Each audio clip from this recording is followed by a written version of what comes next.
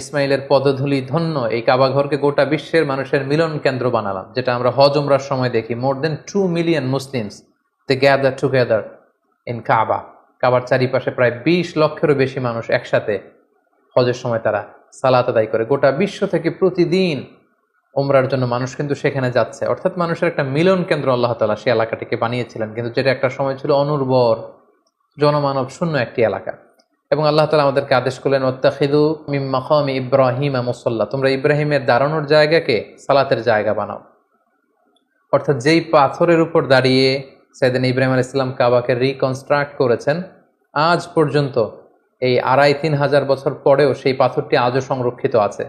আপনারা হজ উমরা যারা করেছেন তারা দেখেছেন সেই পাথরটির চারদিকে সেটা সংরক্ষিত আছে। সাইয়েদনা ইব্রাহিম আলাইহিস সালামের ফুটপ্রিন্ট সেখানে আছে, পায়ের ছাপ আছে, এবং সেটাকে সামনে রেখে টু দ্য ডাইরেকশন অফ কাবা সালাত পড়াকে আল্লাহ তাআলা আমাদের জন্য অবধারিত করেছেন, তিনি আমাদেরকে আদেশ করেছেন।